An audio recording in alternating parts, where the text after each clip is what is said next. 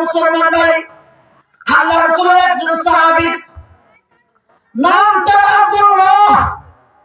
ইসলাম কবুল করার আগে তার নাম ছিল আব্দুল উজ্জা, অর্থাৎ মূর্তির গোলাম। আব্দুল উজ্জা তৈরি মূর্তির গোলাম। কারণ ওই যুগের মুশরিকরা, আমরা যেমন মুসলমানরা আল্লাহর নামের সাথে মিলায় মিলায় নাম রাখি, আব্দুল খালিক, আব্দুল মালিক, আব্দুল জব্বার, ঠিক না বেঠিক? ঠিক। ওই যুগের মুশরিকরা এরকম ভাবে নাম রাখতো মূর্তির সাথে মিলায় মিলায়। এই লোকটার নাম রাখছে আব্দুল উজ্জা, অর্থাৎ মূর্তির গোলাম। এই আব্দুল উজ্জা এমন একজন সাহাবী, আল্লাহর পয়গম্বর এই আব্দুল উজ্জার ইন্তিকালের সময় আল্লাহর পয়গম্বর হাওমাও হাওমাও করে কান্না করেছে। জোরে বলুন সুবহানাল্লাহ। সাহাবীর কেমন ত্যাগ এবং কুরবানি! এই আব্দুল উজ্জা জন্মের কিছুদিন পরে তার মার ইন্তিকাল হয়ে যায়। তার মার ইন্তিকাল হয়ে গেলে কিছুদিন পরে বাবা অন্য একটা নতুন বিয়ে করেছে। নতুন বিয়ে করার পরে কিছুদিন সংসার করার পরে এবার দ্বিতীয়বার এই আব্দুল উজ্জার বাবা দুনিয়া থেকে বিদায় হয়ে যায়। তাইলে জমিনের উপরে আব্দুল উজ্জার বাবাও নাই, মা নাই, এতিম একজন সন্তান আব্দুল উজ্জা। চাচাই বড় ধনী ব্যক্তি, চাচাই কোটি কোটি টাকার মালিক। চাচাই চিন্তা করে ভাইয়ের ইন্তিকাল হয়ে গেছে, ভাতিজারে লালন পালন করব আমি। আব্দুল উজ্জার চাচার কোনো সন্তান নাই, কোনো ছেলেও নাই, মেয়েও নাই, কিন্তু কোটিপতি একজন মানুষ। ভাতিজারে বড় আদর করে মহব্বত করে বড় করলো, নিজের সন্তানের মতো আপন বলে ভেবে নিজের সন্তানের মতো তারে লালন পালন করে বড় করেছে। 18 বছরের যুবকের রূপান্তরিত যখন আব্দুল উজ্জা হইল, এ মুসলমান ভাই, এবার আব্দুল উজ্জার চাচাও মূর্তির পূজা দেয়, এবার আব্দুল উজ্জা মূর্তির পূজা দেয়। এবার চাচাও মূর্তির সামনে খাবার দেয়, ভাতিজাও মূর্তির সামনে খাবার দেয়। এইভাবে মূর্তির পূজা দীর্ঘদিন করছে। এবার থেকে মূর্তির পূজা ভালো লাগে না। এবার ইসলাম আল্লাহর পয়গম্বরের মজলিসে বসার মাধ্যমে ইসলামের ব্যাপারে এত আন্তরিক, এত মহব্বত লেগে গেছে। এবার আব্দুল উজ্জা চিন্তা করে ইসলাম কবুল করব কি করব না। চাচা যদি জানে তাহলে বাড়িতে থাকতে দিবে না। এবার আব্দুল উজ্জা গোপনে গোপনে আল্লাহর পয়গম্বরের কাছে গিয়ে পয়গম্বরের মজলিসে উপস্থিত হইয়া ইমানের কালেমা পড়ে মুসলমান হয়ে গেল। আল্লাহু আকবার বলেন।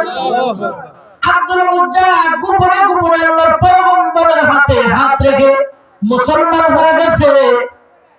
এবার চিন্তা করে চাচা যদি জানে আমি মুসলমান হয়েছি তাহলে আমার বাড়ি থাকতে দিবে না।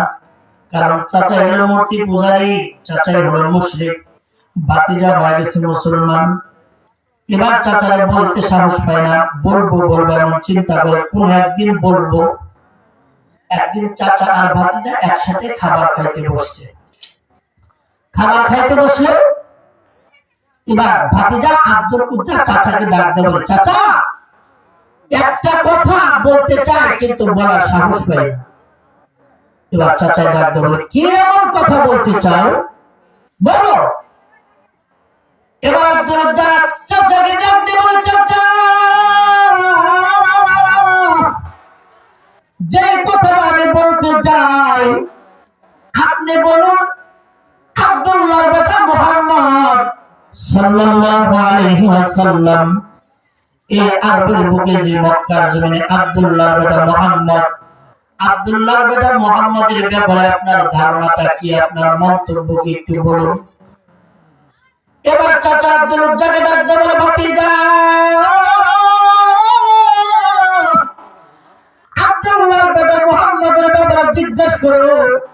এই গোটা আরবের জমিনে, মক্কার জমিনে আব্দুল্লাহর বেটা মুহাম্মদের চাইতে ভালো মানুষ আর একজন নাই। জোরে বলুন সুবহানাল্লাহ। আর জোরে বলুন না আল্লাহু আকবার। জবান খুলে বলেন আল্লাহু আকবার। ভাতিজা ডাকতে বলে, মক্কার জমিনে আব্দুল্লাহর বেটা মুহাম্মদের চাইতে ভালো মানুষ আর নাই। এবার আব্দুল উজ্জা সুযোগ পেয়ে গেল। এবার ডাকতে বলে, চাচা এই মক্কার জমিনে আব্দুল্লাহর বেটা মুহাম্মদের চাইতে ভালো মানুষ যেহেতু আর একজন নাই, তাইলে আল্লাহর পয়গম্বর মুহাম্মদুর রাসূলুল্লাহ সাল্লাল্লাহু আলাইহি সাল্লামের হাতে হাত রেখে কালিমা পড়তেও আমার কোনো আপত্তি নাই। জোরে বলুন সুবহানাল্লাহ। চাচা ডাকতে বলে, ভাতিজা কি বলি তুই যদি কালিমা পড়স তাহলে তো তোর আমার বাড়িতে আমি থাকতে দেব না। কেন চাচা কেন? আব্দুল্লাহ বিন মুহাম্মদের চাইতে ভালো মানুষ যেহেতু মক্কার জমিনে নাই, তাইলে তার হাতে কালিমা পড়লে মুসলমান হইলে সমস্যাটা কি? এবার আব্দুল উজ্জার চাচা ডাক দিয়ে বলে, আমার বাপ দাদার ধর্মে চুনকালি মেরে যদি তুমি যদি আব্দুল্লাহর বেটা মুহাম্মদের হাতে হাত রেখে মুসলমান হয়ে যাও, তাইলে আমার বাড়িতে তোমার কোনো জায়গা নাই। এবার আব্দুল উজ্জা চিন্তা করে, না, আমি আল্লাহর পয়গম্বরের হাতে হাত রেখে চাচা আগে মুসলমান হয়ে গেছি। চাচার সামনে আব্দুল উজ্জা ঈমানের কালিমা পড়ে ফেলল, লা ইলাহা ইল্লাল্লাহ মুহাম্মাদুর রাসূলুল্লাহ। সবাই বলি সাল্লাল্লাহু।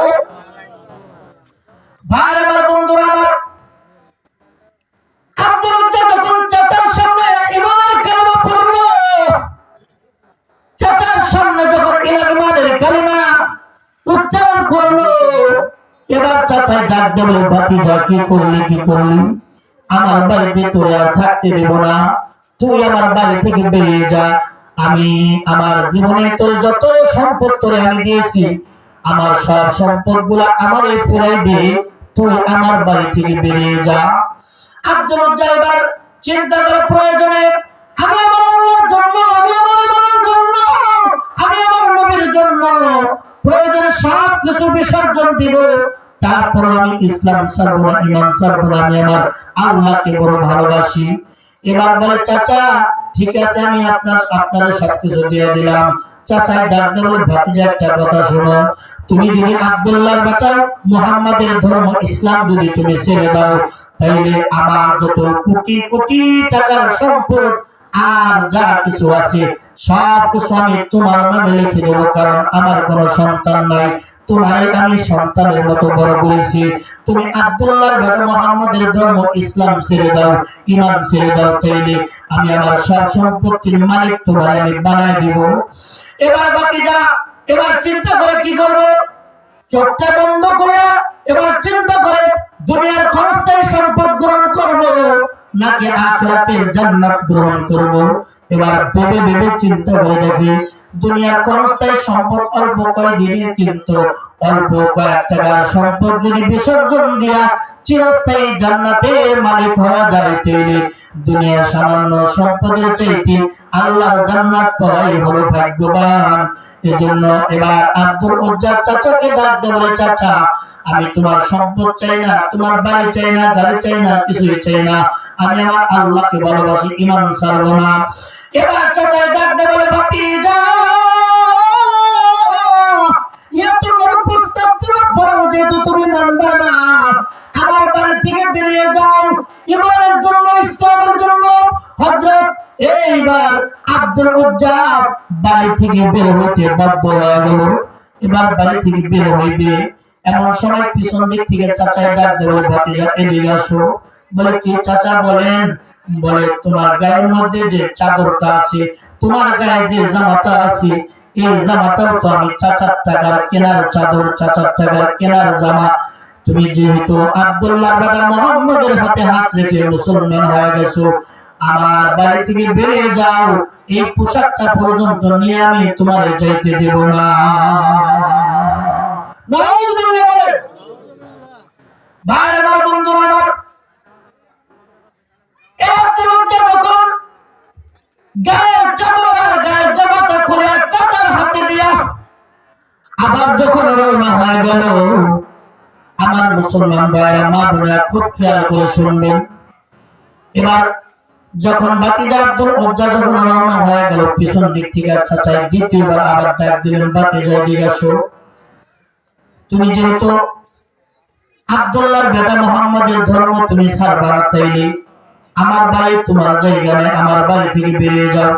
ওই যে তোমার পরনের যে লুঙ্গিটা আছে, এই লুঙ্গিটাও তো আমি চাচার টাকার কেনার লুঙ্গি, এজন্য এই লুঙ্গিটা পর্যন্ত খুলে দাও, এই লুঙ্গিটা পরে আমি তোমার এই বাড়ি থেকে বের হইতে দেব না। জোরে বলুন না নাউজুবিল্লাহ। এবার আব্দুল রাজ্জাক চিন্তা করে শেষ পর্যন্ত ইমানের জন্য, ইসলামের জন্য তাহলে কেমন লুঙ্গিটা পর্যন্ত দিয়ে দেওয়া লাগবে।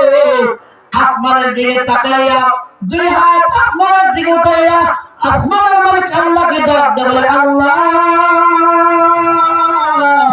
শেষ পর্যন্ত আল্লাহ তোমার ভালোবাসার জন্য, তোমার পাওয়ার জন্য আমার বোনের লুঙ্গিটা পর্যন্ত খুলে দেওয়া লাগবে। এবার আব্দুল রাজ্জাক চোখের পানি ফেলে ফেলে কান দিয়ে ডাক দেবে, বলে চাচা, ডাক দেবে, বলে চাচা,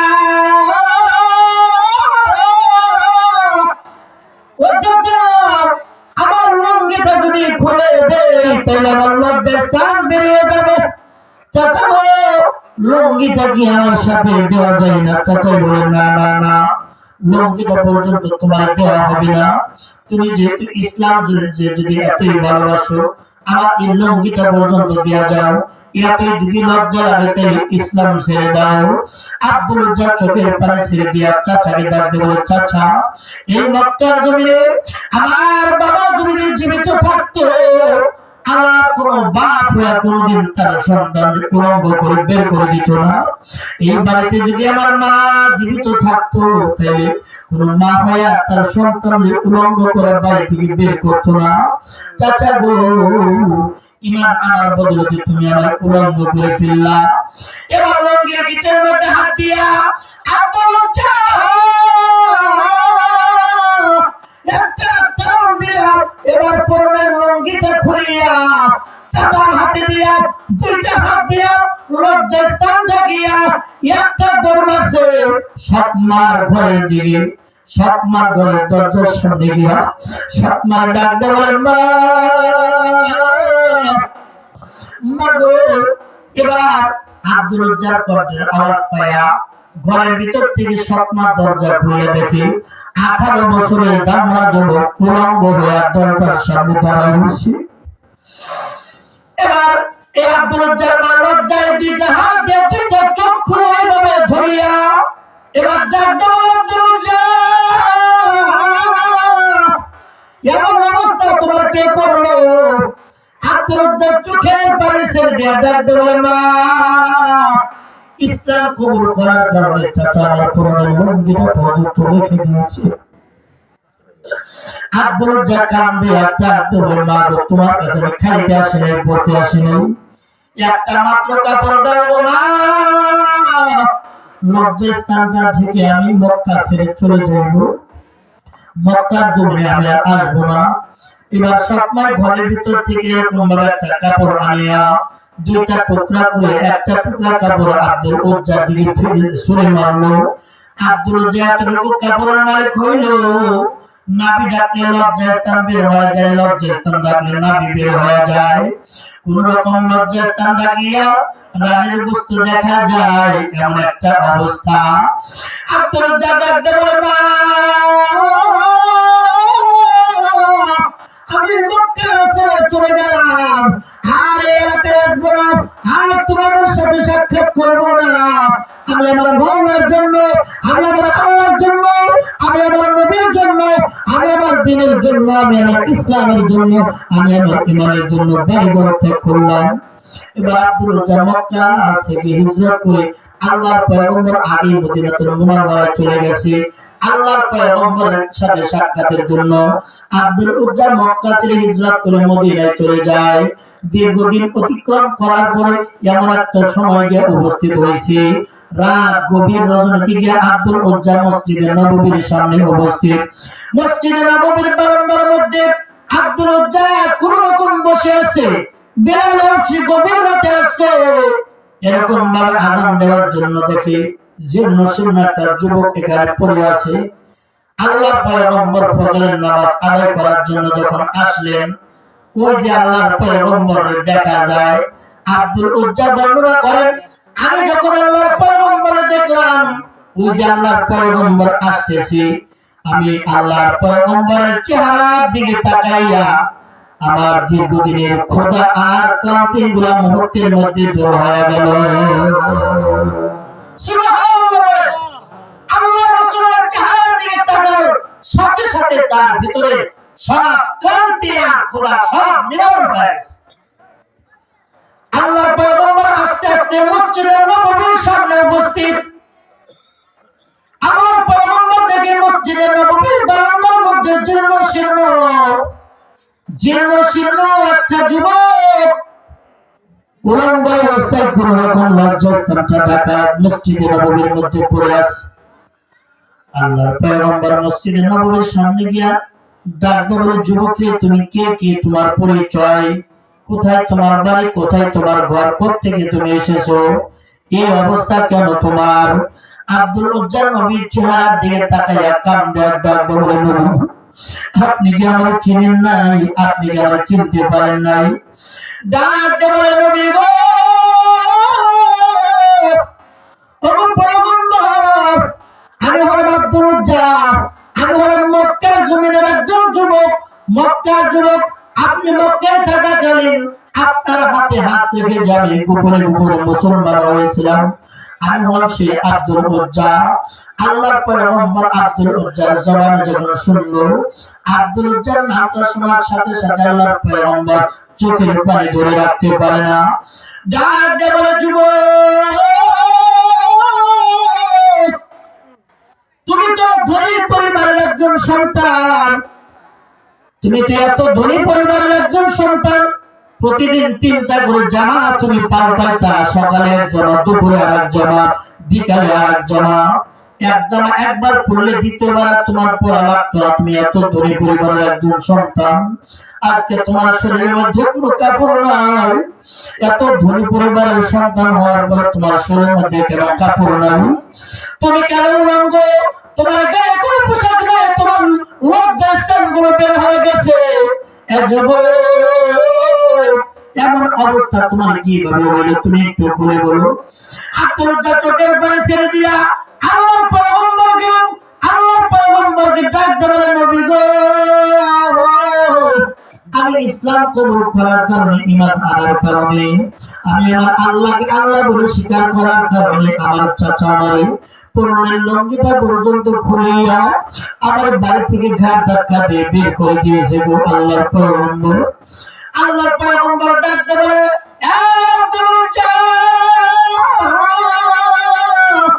ঈমানের জন্য, ইসলামের জন্য, আল্লাহ এবং নবীর জন্য এত কুরবানি করেছো, এত বড় কুরবানি করেছো, যাও যাও যাও যাও যাও, তোমার নাম আব্দুল উজ্জা হতে পারে না। যে লোকটা আল্লাহর জন্য বাড়ি ছাড়ছে, ঘর ছাড়ছে, কোটি কোটি টাকার সম্পদ ছাড়িয়ে উলঙ্গ হইয়া মক্কা ছেড়ে হিজরত করে মদিনার জমিনে আসছে, তুমি কোনোদিন মূর্তির গোলাম হতে পারো না। আমি পয়গম্বর মহব্বত করে তোমার নামটা রেখে দিলাম, তোমার নাম হলো আব্দুল্লাহ, তোমার নাম হলো আল্লাহর গোলাম। জোরে বলুন সুবহানাল্লাহ।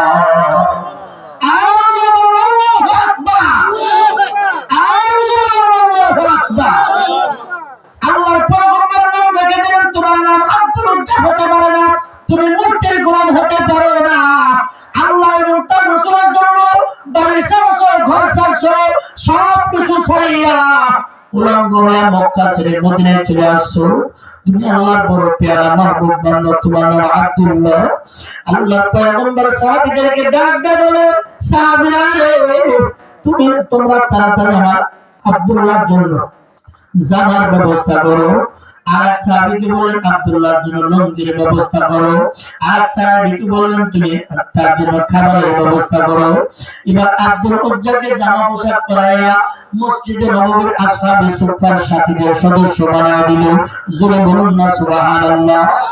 আব্দুল উজ্জার দিলের মধ্যে আল্লাহর এত প্রেম, আল্লাহর এত ভালোবাসা, আল্লাহর এত ভালোবাসা। মসজিদে নববীর মধ্যে আসহাবে সুফার সকল সাথী বর্গরা একসময় ইবাদত করে, একসময় ঘুমায়। এবার আব্দুল্লাহ আল্লাহর পয়গম্বরের মহব্বতের সাহাবী, এবার আব্দুল্লাহ চিল্লায় চিল্লায় জোরে জোরে কোরআন কারীমের তেলাওয়াত করে। এবার আসহাবে সুফার সাথীরা আল্লাহর রাসূলের দরবারে এরকম ভাবে অভিযোগ করলো, ডাক দিয়ে বলে, আল্লাহর পয়গম্বর আপনার আব্দুল্লাহ এত জোরে জোরে কোরআন শরীফ তেলাওয়াত করে, আপনার আব্দুল্লাহর তেলাওয়াতের কারণে আমরা ঘুমাইতে পারি না, ঠিক মতো ইবাদত করতে পারি না। আল্লাহর পয়গম্বর সাহাবীদেরকে ডাকতে বলে, এ সাহাবীরা, আমার আব্দুল্লাহর দিলের মধ্যে আল্লাহর বড় প্রেম, আমার আব্দুল্লাহর অন্তরের মধ্যে আল্লাহর এত ভালোবাসা, আল্লাহর এত মহব্বত, এত ভালোবাসা আল্লাহরে, তার ভিতরে এমন আবেগ কাজ করতেছে, তাহলে তোমরা কোরআন শরীফ পড়তে যাও, চিল্লা চিল্লা করে আল্লাহ ডাকতে দাও, চিল্লা চিল্লা কোরআন পড়তে দাও, তাহলে তোমরা বারণ করো না, কারণ আল্লাহর এত ভালোবাসে, এত ভালোবাসে। আল্লাহর ভালোবাসায় জিন্দেগির সব ছেড়ে উলঙ্গ হয়ে মক্কা ছেড়ে মদিনায় চলে আসছে। চিল্লা বলুন সুবহানাল্লাহ। এ মুসলমান ভাই, একজন মূর্তি পূজারী ছিল, ইসলাম কবুল করার কারণে, ঈমান আনার কারণে তার কেমন দাম বেড়ে গেল।